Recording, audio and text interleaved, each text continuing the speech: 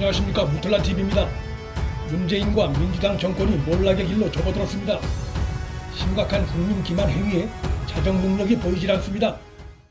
민주당이 12일부터 전 당원 대상으로 연합 비례정당 참여 여부를 놓고 투표를 실시하고 있는데, 친문이 절대 다수인 당원의 분포상 이미 결론은 나와 있는 것입니다. 문재인 탄핵을 막기 위해 연합 정당에 참여해야 한다는 친문 핵심 실세들과 당 지부의 주장이 당원 투표에서 거부될 가능성은 낮습니다. 문재인 정권은 이로써 미래통합당의 과반 의석 확보를 저지할 수 있게 됐다고 자평할지 모르나, 문재인 정권과 민주당의 더 큰 위기는 지금부터 시작이라 할 수 있습니다.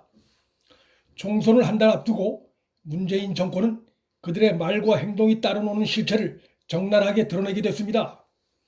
앞으로 연합 비례정당 참여 대상 정당을 둘러싼 논란, 또 참여를 놓고 각 당들 내부에서 벌어질 논란, 참여 정당들 간의 비례후보 인원수와 배치 논란, 그리고 민주당 정권과 정의당 간의 감정싸움 격화가 이어지면서 연합 비례정당을 사실상 주도하는 민주당 정권에 대한 비판과 논란은 선거 직전까지 이어질 가능성이 높아졌습니다.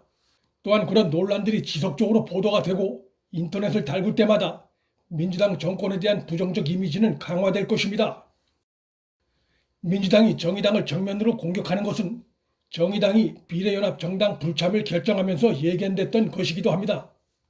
지난 20대 총선에서 불과 1% 미만의 득표율 격차로 시비가 갈린 곳은 전국에서 모두 13곳이고 모두 1000표 미만으로 승부가 결정된 바 있습니다. 이들 지역에서 좌파 후보 간 표갈림 상황이 심화되면 좌파 후보들의 공멸로 이어지는 것은 자연스러운 귀결입니다. 제로섬 게임인 선거의 속성상 이긴 쪽은 더 얻은 의석수만큼 플러스가 되고, 패배한 쪽은 실패한 의석수만큼 마이너스가 되는 것이 아니라 우파와 좌파 양 진영 사이엔 그 2배의 의석수 차이가 나기 때문에 접전 지역에서 후보 간 합정 연행은 그래서 매우 중요합니다.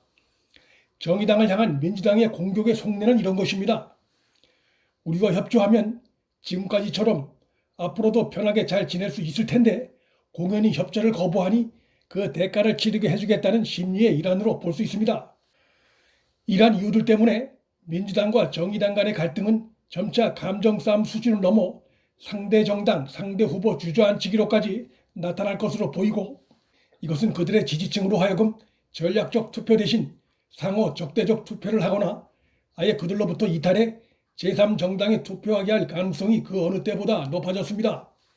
문재인 정권은 비례연합 정당에 참여하게 되면 자신들에게 어떤 비난이 쏟아질 것이라는 것을 예상하지 못했을까? 생각이 없는 정당이 아닌 이상 충분히 했다고 봅니다. 그럼에도 온갖 비난을 예상하고도 지금까지 3년간 찰떡공전을 해온 정의당이 불참 입장을 고수하자 그들과 척을 지면서까지 비례연합 정당 참여를 결정한 데에는 피치 못할 이유가 있다고 봐야 합니다.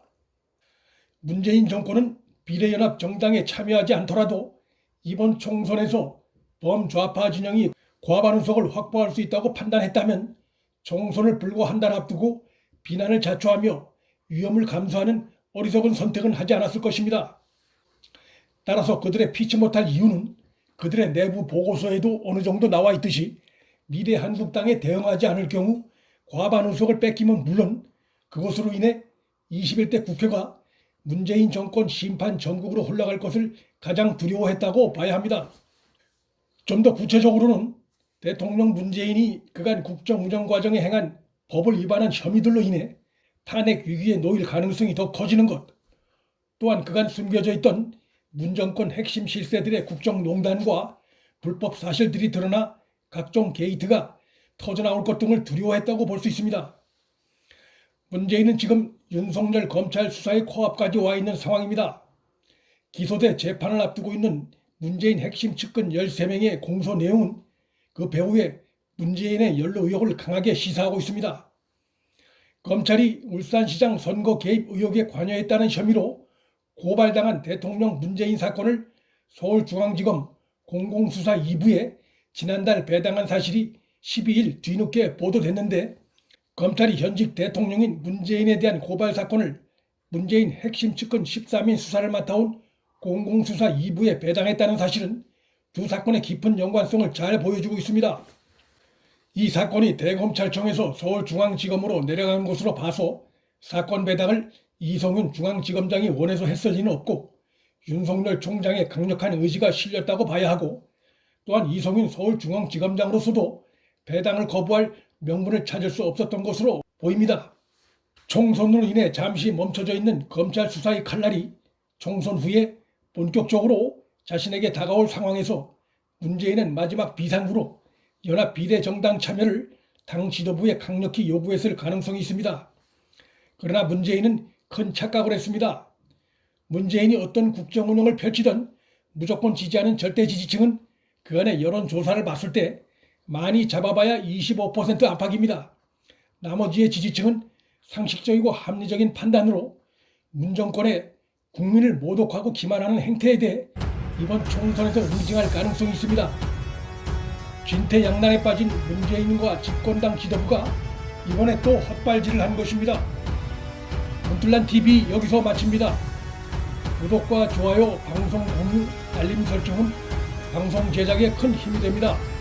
시청해 주셔서 감사합니다.